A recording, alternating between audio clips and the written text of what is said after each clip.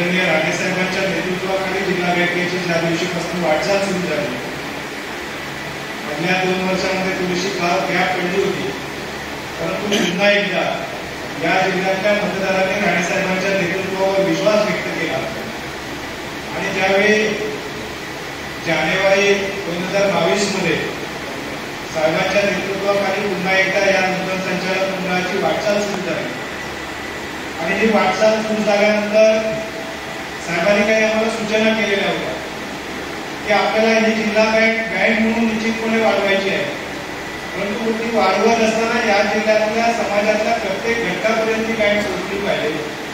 मग तो शेतकरी असेल, विद्यार्थी असेल, त्या ठिकाणी व्यापारी असेल किंवा अन्य व्यावसायिक असेल, या प्रत्येकापर्यंत ही बँक पोहोचली पाहिजे, तरुण उद्योजकापर्यंत पोहोचली पाहिजे. आणि त्या दृष्टिकोनातून तुम्ही वेगवेगळ्या योजना तयार करा आणि त्या ठिकाणी नाबार्ड, रिझर्व्ह बँकेच्या माध्यमाने त्याची अंमलबजावणी सुरू करा. आणि त्या पद्धतीने जेव्हापासून आम्ही काम सुरू केलं, आज या ठिकाणी आम्हाला सांगायला समाधान वाटतं की आज जवळपास आम्हाला 23-24 महिने या नूतन संचालक मंडळाला झालं आम्ही काम करतो आणि ज्या ठिकाणी 38 पेक्षा जास्त वर्ष तिथे वाटचाल करत असताना आपल्याकडे 2100 कोटी रुपयाची फक्त ठेव जमा झाली होती, परंतु या 23-24 महिन्यामध्ये आपल्याकडे 900 कोटीपेक्षा जास्त नवी ठेवी या ठिकाणी जिल्ह्यामध्ये जिल्हा बँकेकडे प्राप्त झाल्या. हल्लीच मागच्या एका महिन्यातील महिन्यापूर्वी राणेसाहेबांशी चर्चा करताना सहज साहेबांनी विचारलं की बाबा नवी ठेवी किती वाढत आहे, आणि ज्या दिवशी त्यांनी आकडा ऐकला त्यावेळी त्यांनी सुद्धा आश्चर्य व्यक्त केलं की या जिल्ह्यामध्ये एवढं पोटेन्शियल आहे का, एवढे लोक डिपॉझिट ठेवू शकतात का. मी म्हटलं हो साहेब ठेवतायत. यापूर्वी सुद्धा या जिल्ह्यामध्ये अनेक लोक ठेवी ठेवत होते, परंतु ठेवी ठेवत असताना या ठिकाणी ठेवीदाराला त्या बँकेविषयी, त्या बँकेच्या संचालकाविषयी किंवा त्या बँकेच्या नेतृत्वाविषयी एक विश्वास असावा लागतो आणि त्यामुळे ते प्रत्येक ठेवीदार त्या ठिकाणी आपल्या ठेवी ह्या नॅशनलाइज बँकांकडे ठेवत होते, खासगी बँकांकडे ठेवत होते, पतसंस्थांकडे ठेवत होते. आणि या ठिकाणी नॅशनलाइज बँका ज्यावेळी 100 रुपये आपल्याकडे ठेव घेतात त्यावेळी त्याच्यातनं फक्त 20 रुपये किंवा जास्तीत जास्त 26 रुपये एवढ्याच त्या ठिकाणी कर्ज या ठिकाणी जिल्ह्यामध्ये देतात. उरलेली सगळी रक्कम ही आपल्या जिल्ह्याबाहेर जाते आणि जिल्ह्याबाहेरच्या उद्योगांसाठी, राज्याबाहेरच्या उद्योगांसाठी वापरली जाते. आणि हळूहळू मागच्या वर्ष, 1.5 वर्षामध्ये, 2 वर्षामध्ये आम्ही सातत्याने या जिल्ह्यातल्या कानाकोपऱ्यामध्ये प्रत्येक समाजाच्या स्तरामध्ये ही ज्यावेळी जनजागृती केली, त्यांच्यापर्यंत ही माहिती पोहोचवली. निश्चितपणे या जिल्ह्यातल्या अनेक ठेवीदारांनी या गोष्टींमध्ये जागरूकता दाखवली. अनेकांनी नॅशनलाइज बँकांमध्ये ठेवी काढून सुद्धा या ठिकाणी जिल्हा बँकेकडे ठेवी ठेवायला सुरुवात केली. आणि मला खात्री आहे उद्या येत्या 20 दिवसांनी मार्च 31 मार्चला या ठिकाणी आमच्या ठेवी या जवळपास 3000 कोटीचा टप्पा गाठून त्याच्या पुढे जातील. आणि हे एवढं सगळं करत असताना आज राणेसाहेबांवर जो विश्वास आहे तो विश्वास या सगळ्या वाटचालीमध्ये आम्हाला खऱ्या अर्थाने सहाय्यभूत करतो आहे. आणि म्हणून काल सुद्धा स्वतः राणेसाहेब जिल्हा बँकेच्या मुख्य कार्यालयामध्ये होते. तिथे आल्यानंतर दुपारी एकदा सहज आले होते कार्यक्रमाला जाण्यापूर्वी 10 मिनिटं बसले आणि तेवढ्या वेळामध्ये सुद्धा त्यांनी या जिल्ह्यातल्या कुठल्या व्यावसायिकाला तुम्ही कर्ज देता, कुठल्या व्यवसायांना प्रोत्साहन देण्यासाठी तुम्ही नवीन योजना आखता, आणि हे सगळं करत असताना सामान्य शेतकऱ्यांचा केंद्रबिंदू मानून त्या ठिकाणी छोट्या उद्योगांना आधार देण्याचा प्रयत्न करा, अशा प्रकारच्या सूचना सुद्धा त्यांनी त्या ठिकाणी केल्या. आणि या सगळ्या गोष्टींमध्ये काम करतो म्हणून या जिल्हा बँकेची वाटचाल एवढ्या वेगाने वाढते. खरं म्हणजे यावर्षी आम्ही या राज्यातले प्रथम क्रमांक जिल्हा बँकेचा असेल की ज्याच्यामध्ये डिपॉझिटचा ग्रोथ रेट म्हणजे डिपॉझिटची जी वाढ आहे त्या वाढीचा जो टक्केवारी आहे त्याच्यामध्ये आम्ही राज्यात नंबर 1 यावर्षी असणार आहोत. आणि हे सुद्धा याचं खऱ्या अर्थाने श्रेय या जिल्ह्यातल्या ठेवीदारांना, या जिल्ह्यातल्या माझ्या सगळ्या जिल्हा बँकेच्या ग्राहकांना जातो. आज निलेश साहेबांच्या नेतृत्वाखाली या दोन्ही तालुक्यांमध्ये खरं म्हणजे त्यांचा काय लक आहे मला माहित नाही, परंतु आम्ही आतापर्यंत 4 बँकांचं 4 ब्रँचेसचं स्थलांतरण केलं आणि 4ही कुडाळ मालवण म्हटले आहे. आता फक्त मालवण मळगावला एक आणखी सुरू केली आहे, ती फक्त कुडाळ मालवणच्या बाहेरची आहे. पुन्हा एकदा मालवण शहराचं आज आपण स्थलांतरण केलं. अजून सुद्धा 2 ब्रँचेस आपण नवीन जागेमध्ये जातो, ते सुद्धा कुडाळ तालुक्यातले आहेत. आणि खऱ्या अर्थाने त्यांचा सुद्धा सातत्याने आग्रह असतो की आपण चांगली ग्राहक सेवा दिली पाहिजे आणि त्या ग्राहक सेवेसाठी ते नेहमी आग्रही असतात. आणि अशा प्रसंगामध्ये आपल्या प्रत्येक ग्राहकाला, त्या जिल्हा बँकेच्या प्रत्येक ग्राहकाला असं वाटलं पाहिजे की अरे माझी बँक सुद्धा ही नॅशनलाइज बँकेपेक्षा कुठे कमी नाही. आज आपण नवीन शाखेचं सगळी वास्तू आणि तिथली रचना आपण पाहिली असेल आणि ही पाहिल्यानंतर तुमच्या लक्षात येईल की आपण कुठल्याही नॅशनलाइज बँकेपेक्षा चांगल्या दर्जाची शाखा या ठिकाणी ग्राहकांच्या सेवेमध्ये आज खऱ्या अर्थाने दिलेली आहे. आणि हे देण्यामागचं कारण असं आहे की माझ्या प्रत्येक ग्राहकाला आपल्या या बँकेचा स्वाभिमान वाटला पाहिजे, अभिमान वाटला पाहिजे. आणि राणे साहेबांचं नेहमी एक त्या ठिकाणी दृष्टिकोन असतो की प्रत्येक वास्तू, प्रत्येक कार्यालय हे नीटनेटकं, सुटसुटीत आणि खूप छान सुंदर असलं पाहिजे. आणि त्याच्यामध्ये येणाऱ्या ग्राहकाला, त्याच्या तिथे काम करणाऱ्या प्रत्येक कर्मचाऱ्याला त्याच्याबद्दल समाधान वाटलं पाहिजे. आणि हाच एक आमचा प्रयत्न आहे की प्रत्येक तालुक्याच्या ठिकाणच्या ज्या महत्त्वाच्या शाखा आहेत त्या अत्यंत अद्ययावत, सुसज्ज अशा प्रकारच्या कराव्यात.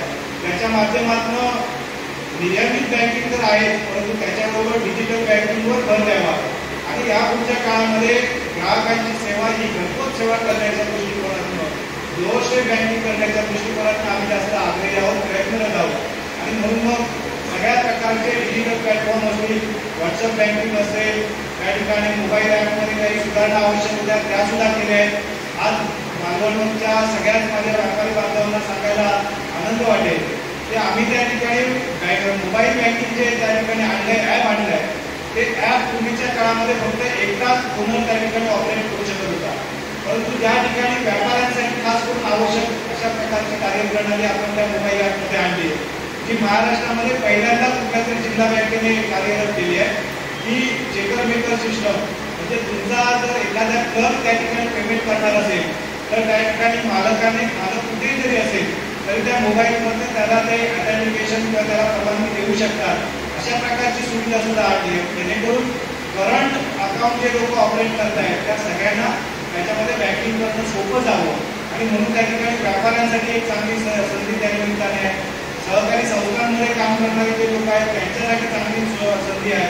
आणि म्हणून आपल्याला बँकेमध्ये आलं पाहिजे असं नाही, तर तुमच्या हातामध्ये त्या मोबाईलच्या माध्यमातून सगळ्या प्रकारच्या सेवा त्या ठिकाणी उपलब्ध करून देण्याचा आम्ही प्रयत्न करतो. आणि याच्याच बरोबर ज्येष्ठ नागरिकांना केंद्रबिंदू मानतो. त्या ठिकाणी ज्येष्ठ नागरिकाला कुठल्याही प्रकारचा त्रास होता नाही.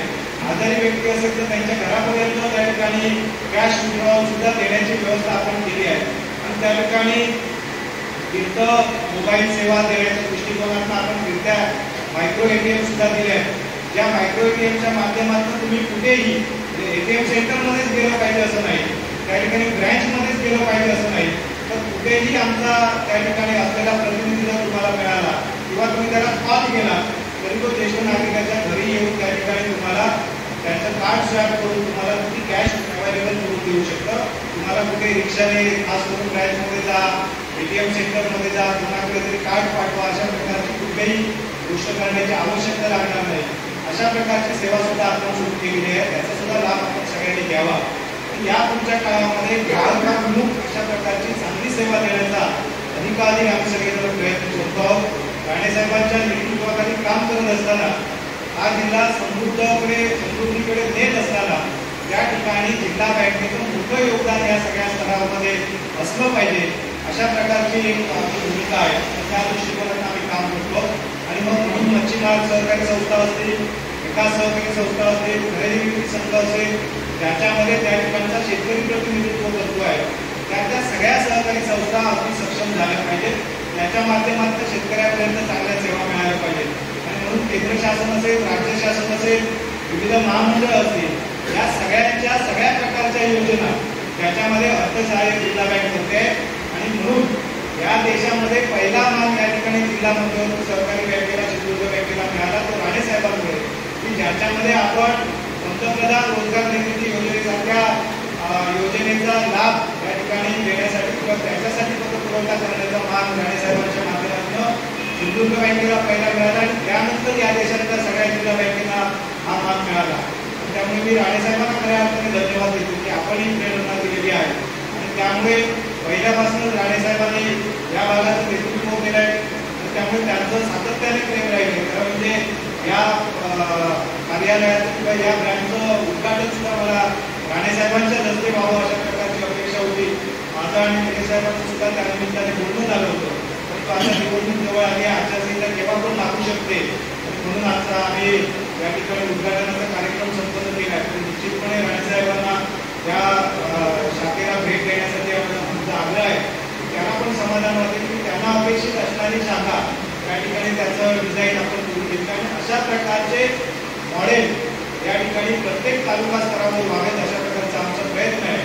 आणि जिल्हा बँकेच्या माध्यमातून या जिल्ह्यातल्या प्रत्येक ग्राहकाला चांगली सेवा देण्याच्या दृष्टिकोनातून चांगल्या शाखा असल्या पाहिजे, तिथे चांगलं वातावरण असलं पाहिजे, अशा प्रकारचे एक प्रयत्न या निमित्ताने आम्ही करतोय. आणि म्हणून या उद्घाटन प्रसंगी आपण सगळेजण आला, मनापासून आपल्याला धन्यवाद देतो. या बँकेच्या वाटचालीमध्ये असेच आपण सहकार्य देत राहा, आपल्या सेवेची आम्हाला सगळ्यांना अशा प्रकारची संधी देत राहा आणि निश्चितपणे आपण टाकलेला विश्वास आम्ही सार्थकी लावू असं या निमित्ताने सांगतो आणि इथेच थांबतो. जय हिंद, जय महाराष्ट्र.